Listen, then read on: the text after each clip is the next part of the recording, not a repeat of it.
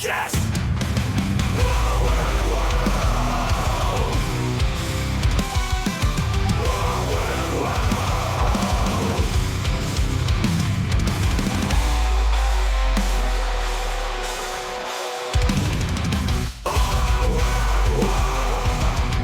Welcome to Our Weird World. I'm your host, John Henson, and today, doing part 2 of an episode that we did part 1 of in episode 317. And we are looking at 4 more curses today. And like I said, like I teased last week, I believe in one of these. I 100% believe. Like paranormal, whatever. Like, I'm good with it. Like, if that's what really happened. I'll see if you can figure out which one it is. I will reveal it for sure in the What Did We Learn at the end of the episode. But we are looking at 4 curses, like I said today. The curse of Griffith Park, the Black Hope curse, the Crying Boy, and our first story will be the curse of Tippecanoe.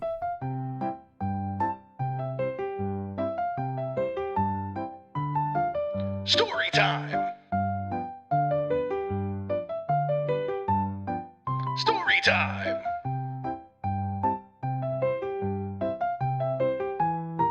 Story time?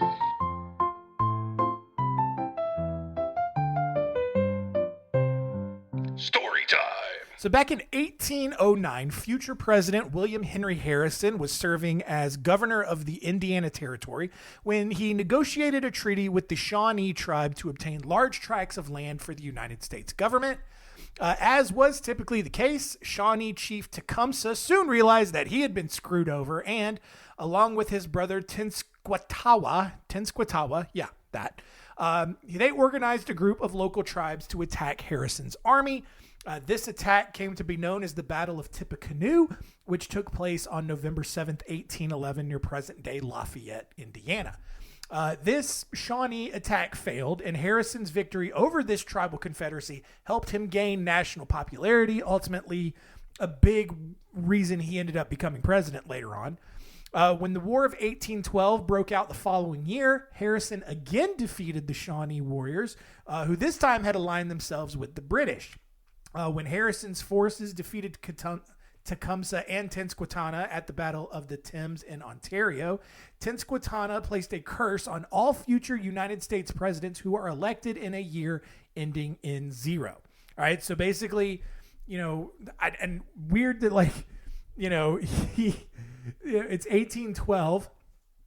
This dude, he loses to the Americans twice, and then he's like, okay, for every American president elected in a year ending in 0, they shall now be cursed. That is my Native American impression, and you can unpucker that butthole right now. That is so respectful. It is calm. It is very, it's not like I was going, no, that's rude. All right? That would be rude if I did. That was a very calm Indian chief, Native American tribal warrior impression. All right. That is so respectful of it and stuff. Anyway, I don't know why I'm so defensive about that. So Tippecanoe, not the person. Tippecanoe was the place where the battle took place, I guess.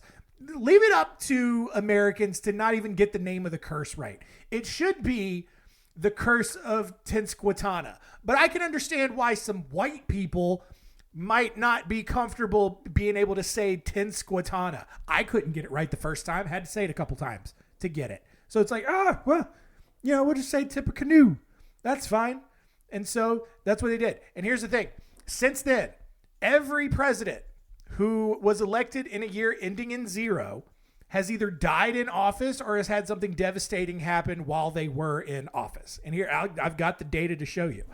All right. First, William Henry Harrison, elected in 1840, died in office of pneumonia a year later.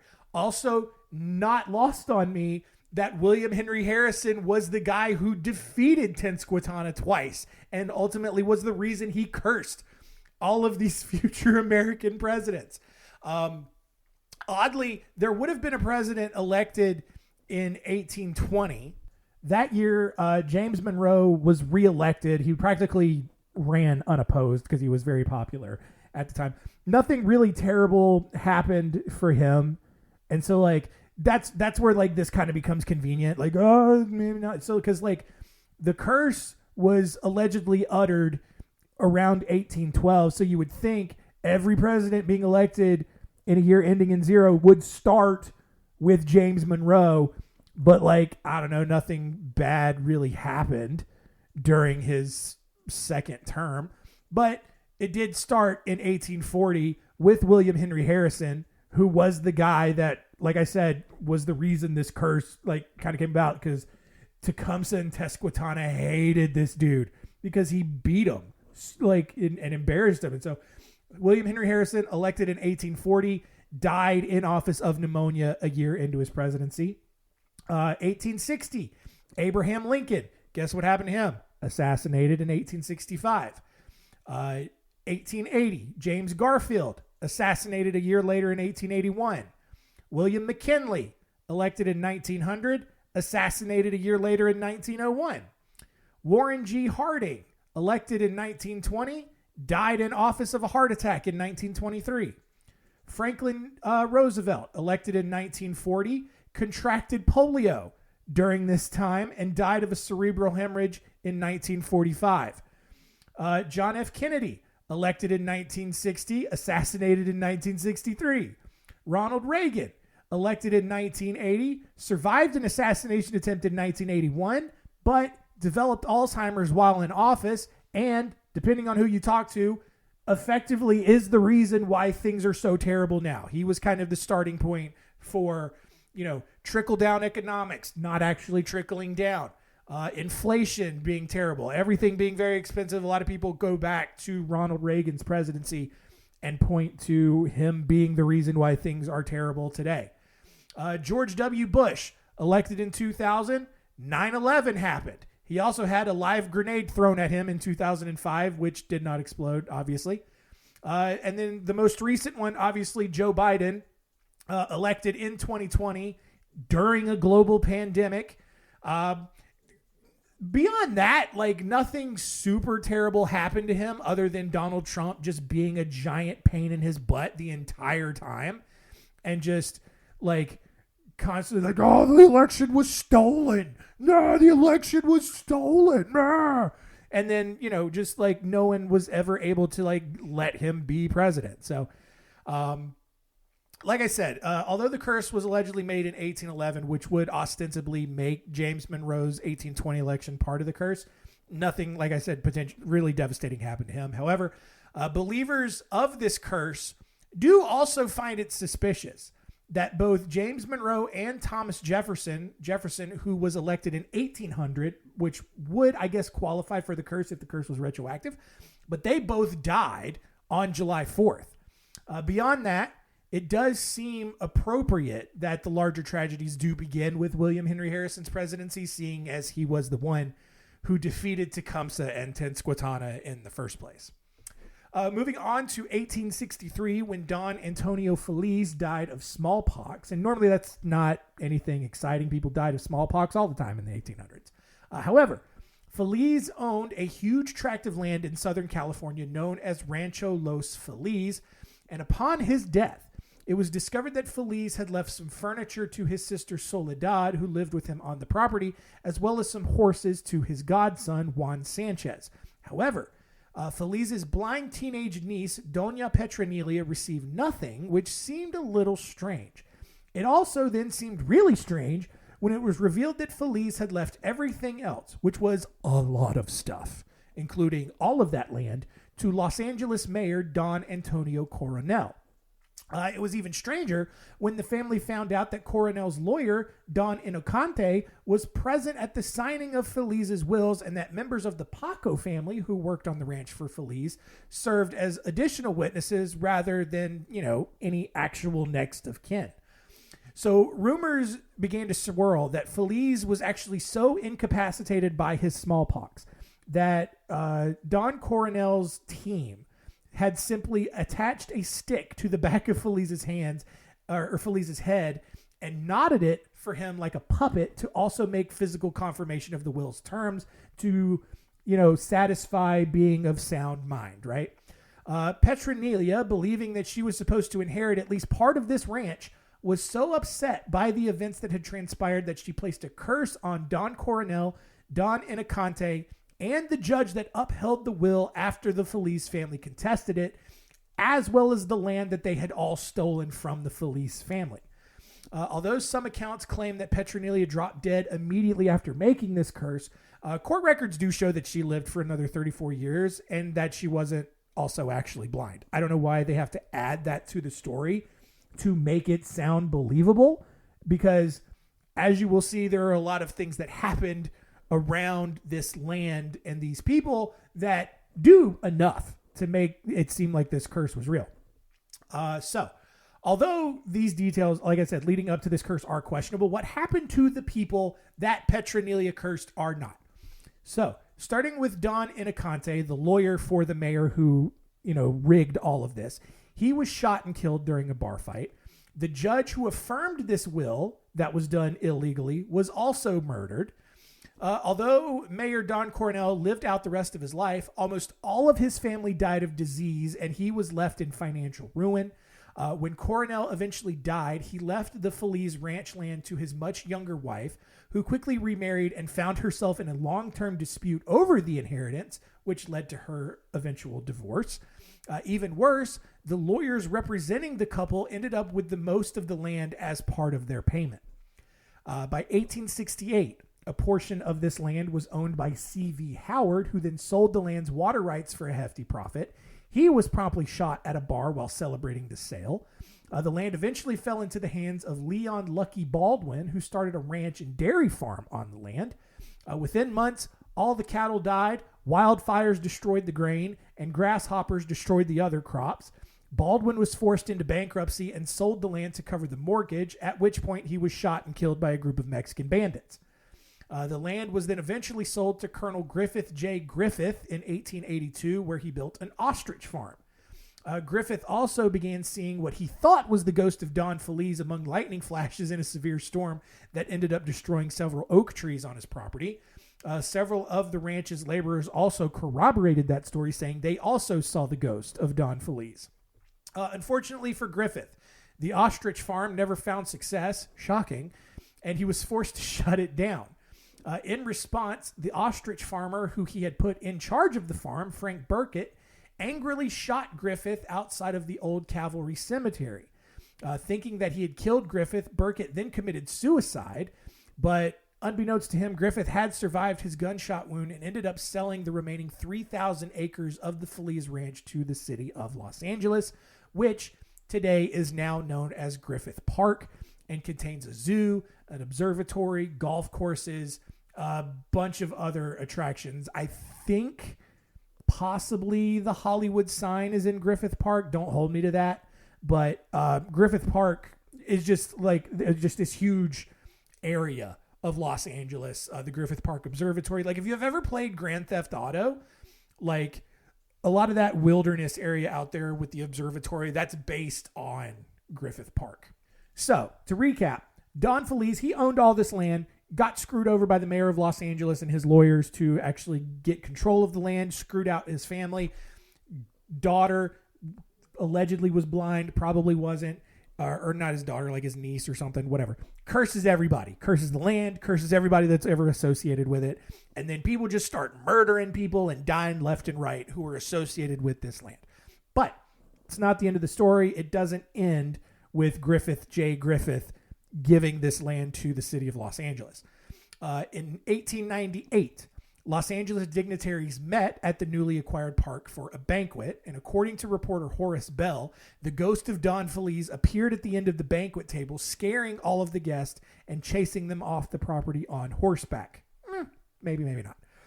Meanwhile, Griffith J. Griffith, he's still alive, albeit with a gunshot wound. He had grown paranoid that his wife, Christina Mesmer, had been plotting with the Pope to poison him to inherit the rest of his estate. Of all people, the Pope. He started switching plates with Mesmer at every meal. And then when he or Mesmer never actually ended up getting sick, Griffith just decided to take care of his paranoia another way. On September 3rd, 1903, Griffith and Mesmer checked into the Arcadia Hotel in Santa Monica, where he then shot Mesmer in the face. However, this shot didn't kill her, but just left her disfigured and without her right eye. And then thanks to his social status as being, kind of the guy who gave a bunch of land to the city and had the park named after him, he was only sentenced to 2 years at San Quentin and then died of liver disease on July 6th, 1919. Today, visitors to Griffith Park claim to see the ghost of Griffith J. Griffith. I hate when people have the same first and last name. So stupid. But they claim to see this dude's ghost roaming the land on horseback. Others have seen Doña Petronilla's ghost at the Crystal Springs Ranger Headquarters building, as well as her riding a white horse in other parts of the park. Although most people do think that the official curse ended with the sale of the park to the city, other people attribute additional tragic events that have happened on the park's land to the curse, including 1932, Peg Entwistle, an aspiring actress who jumped to her death from the H on the Hollywood sign. So yeah, Hollywood sign in Griffith Park. In 1933, a wildfire in Mineral Wells Canyon killed at least 29 firefighters. In 1950, the Black Dahlia murder happened on part of the park's property, one of the more famous true crime cases in Los Angeles history. In 1959, the Los Feliz murder mansion, where Dr. Harold Perelson beat his wife to death with a hammer before overdosing on water, acid, and tranquilizer pills, took place on park grounds. In 1970, the Hillside Stranglers, Kenneth Bianchi and Angelo Buono, killed multiple victims on park land. And we will cover the Hillside Stranglers at some point on this show. But yeah, just a lot of things, different things happening out there in Griffith Park. Is it cursed? Who knows? Moving on now to 1982, when Houston's Newport neighborhood was booming. Sam and Judith Haney were one of several couples who purchased new homes in the area, and then a year later set out to install a swimming pool in the backyard. Well, as crews set up to start working, an elderly man knocked on the door and informed the Haneys that they were about to dig up human remains. And when they asked this man how he knew that, very logical thing to ask, they were probably creeped out about it, the man explained that he had buried them there years ago, not because he was a murderer, but because the area used to be a cemetery. Sam Haney, he finds this out. He doesn't really care, and so he keeps the project going, and soon Sam and the crew came across 2 skeletons inside pine boxes. Sam immediately called the county sheriff and the county coroner, who proceeded to exhume both bodies. But most of the bones disintegrated into powder when they were touched, though as many as 25 fragments were found, in addition to 2 wedding rings. The Haneys then set to work on determining the identity of the bodies. Good for them. They reached out to Jasper Norton, an elderly man who had lived in the area for years. Norton told them that he had dug several graves in the area and explained that their home used to be on the site of Black Hope Cemetery. Most of the bodies in that cemetery had belonged to former slaves, with the last burial occurring in 1939. After doing some additional research, the Haneys then learned that they had found the bodies of Charlie and Betty Thomas, both of whom had been born into slavery and then freed following the Civil War. So, racked with all kinds of fresh white guilt, the Haneys decided to rebury the bodies and respect the grave sites as much as they could, but also still enjoy their pool. But at this point, however, the Haneys had unknowingly disturbed basically all of the spirits at this old cemetery. One night, Judith awoke to see her clock glowing and sparking, even though it was unplugged. On another night, she heard the glass sliding door open and close and the voice of someone asking what she was doing. Although she assumed it was her husband, Sam, he was still at work and wasn't yet home. And the next morning, she awoke to find that her red shoes had completely disappeared and were later found outside over the site of where Charles and Betty's graves had been. Even more, they realized that it had been Betty's birthday that day and came to believe that the ghost of Charles had taken the shoes as a birthday present for her.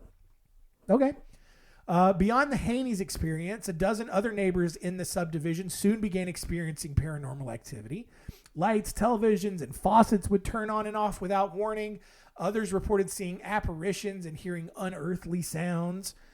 One neighbor, Jean Williams, noticed that her plants kept dying. She also began reporting sinkholes in the shape of coffins near her flower beds. Each time she would fill the hole with dirt, the sink would appear again a few days later. Even more, random shadows would slide along the walls, followed by putrid odors, just like that smell of rotting flesh. Jean's granddaughter, who lived with her and Jean and her husband, reported extremely cold pockets of air in the house in the middle of the summer. Toilets would flush on their own. The sound of conversation would fill the air when water would rush down the pipes.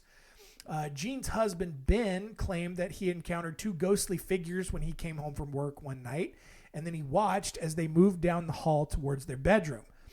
He then followed them and found them standing over Jean, who was asleep in her bed, and thinking that they were about to attack his wife, Ben jumped on the bed on top of his wife, only for the apparitions to disappear. That's got to be weird.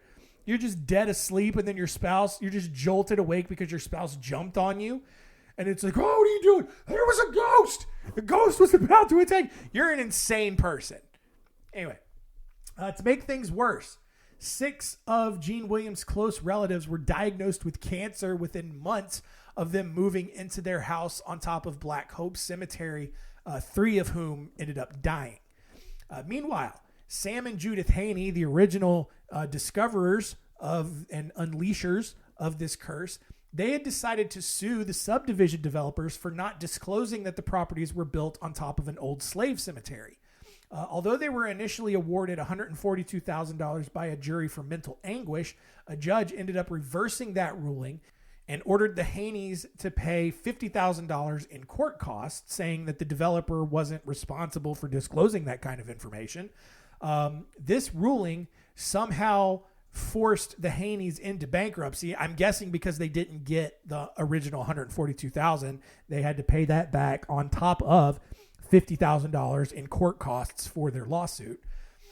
Ben and Jean Williams also filed a lawsuit against the developer, who demanded proof that there were bodies buried there.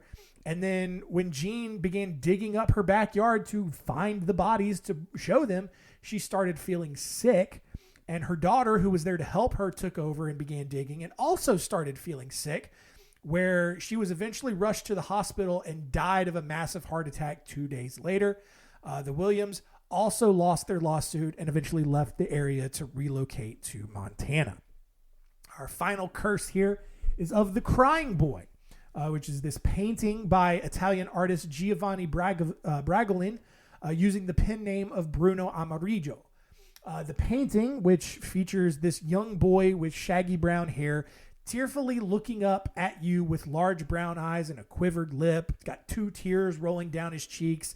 It was completed sometime in the 1950s and was soon mass-produced because apparently sadness is something that people want to decorate their homes with. I genuinely don't understand. You go look at this painting. Go look up The Crying Boy by Bruno Amarillo. I don't know why you would want this painting. It is like, imagine a young boy just devastated crying. Like, that's what it looks like. Just quivering lip, tears going down his face. Why would you want that in your house? I don't know. But it was mass produced. A bunch of people bought copies of this painting. And then in 1985, several fires, house fires, business fires, all over England reported the same strange characteristic. In each instance, a copy of this painting was found among the charred ruins completely unharmed. No burns whatsoever, no smoke damage, nothing. It started in September of 1985 when Peter Hall, a firefighter in Yorkshire, told the national newspaper that firefighters all over the city had been finding the perfectly preserved paintings among the ruins of burned homes. Hall's brother, Ron, who didn't believe the story at all, bought a copy of the painting for himself and hung it in his home in Swallownest. When his home burned down a few days later, he found the painting completely intact, sitting among the charred pieces of what was left of his home. Soon after that, additional stories came rolling in. Dora Brand's home in Mitcham burned down 6 weeks after purchasing the painting. It was the only painting among several that she owned that survived. Sandra Krask claimed that she, her sister, and her mother had all purchased copies of this painting. Why? And each had fires in their homes after hanging it up. A Mrs. Woodward in London destroyed her copy of the painting after she came to believe it had been responsible for the deaths of her son, daughter, and husband in 3 separate fire events. On October 21st, 1985, the Perillo Pizza Palace in Great Yarmouth burned down, but the painting remained on the wall where it had been prominently displayed. That's what I want to see. I want to see a picture of a crying kid while I'm eating pizza. 3 days later, the Godper family's home in Herringthorpe inexplicably burned down. The painting, which had been hung in their living room, was left perfectly intact, while paintings on the other side were completely burned up. On the next day, the Amos family in Heswall had 2 copies of the painting for some weird reason. After a gas explosion destroyed the building, both paintings were found unharmed. In November, after hearing about the fires and subsequently destroying her copy of the painting, a woman in Leeds lost her husband and 3 sons in a fire. On November 12th, after Malcolm Vaughan in Churchdown helped a friend destroy his copy of the painting, he returned home to find his living room on fire, and investigators never really found a conclusive reason for that fire. The last one happened in December when William Armitage died after his house in Weston-super-Mare caught on fire. Investigators found the painting completely unharmed, lying behind Armitage's charred remains. By now, the Sun tabloid in England had picked up on this story and had people all over the country convinced that the painting was cursed in some way. The publication even went so far as to organize mass bonfires where readers could send in their copy of the painting and have it destroyed. Several years later, the BBC Radio 4 program Punt PI investigated the incidents and had copies of the painting tested at the Building Research Establishment, which was a building science lab in Hertfordshire.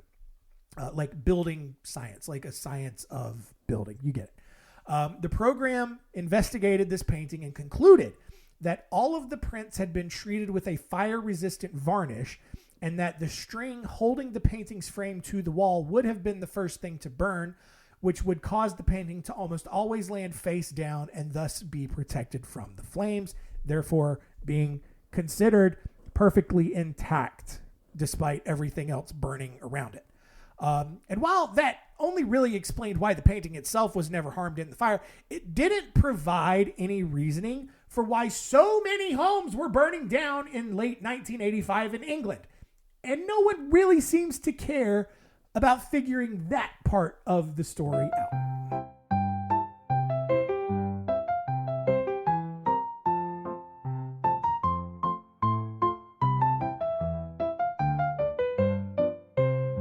All done. There you go. Some more curses in the books. These are actually like legit. You know, like you can make an argument legitimately for all of these to be real. But let us recap all of them, and I will tell you which one I do think is legit for sure right now.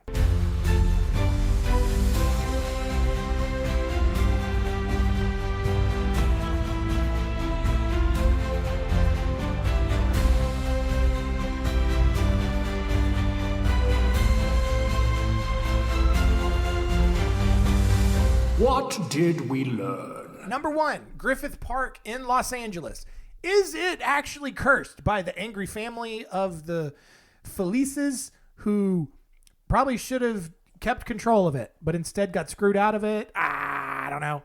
It's also Los Angeles. Like, there's so many terrible things that happen there on a daily basis.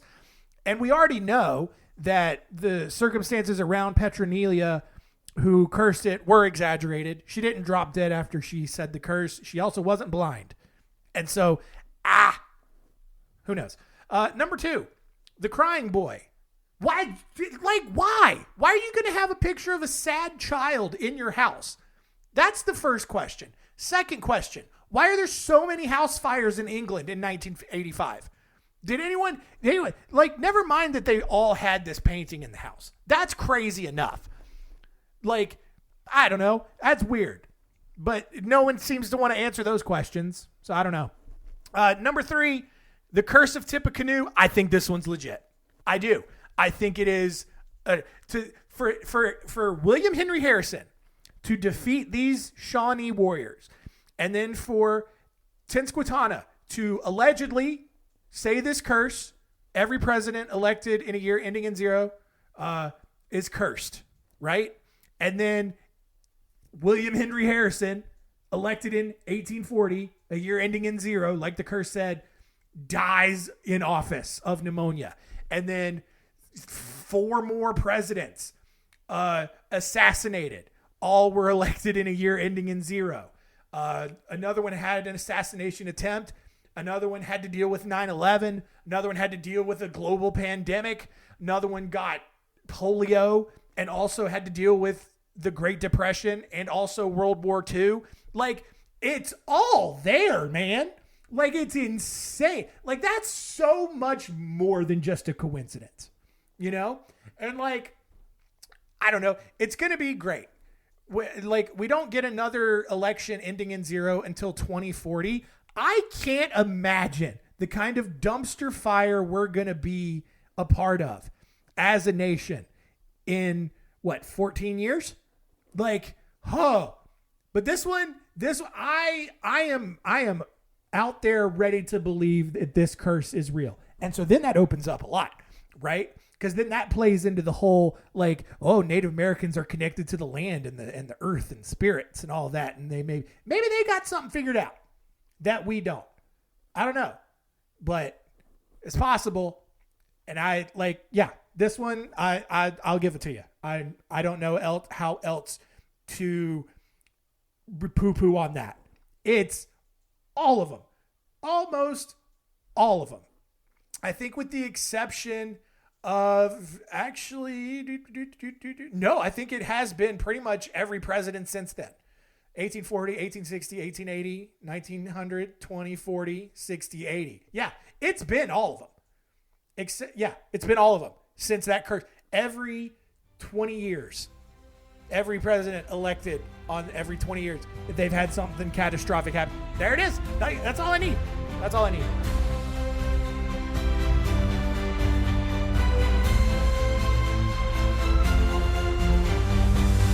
What did we learn? Next week on the show, we are wrapping up the month of August with some weird crimes. Just like 3 stories, just weird, just unhinged weirdness. We're looking at Gags the Clown, which is part of the bigger like murder clown scare that we had several years ago, if you remember that. We're also looking at the Garanhuns Cannibals and the story of Kenneth Parks. It's weird. It's all so strange how all of these happen. So come on back for that. Thank you so much for continuing to listen. Keep telling all your friends and keep it weird.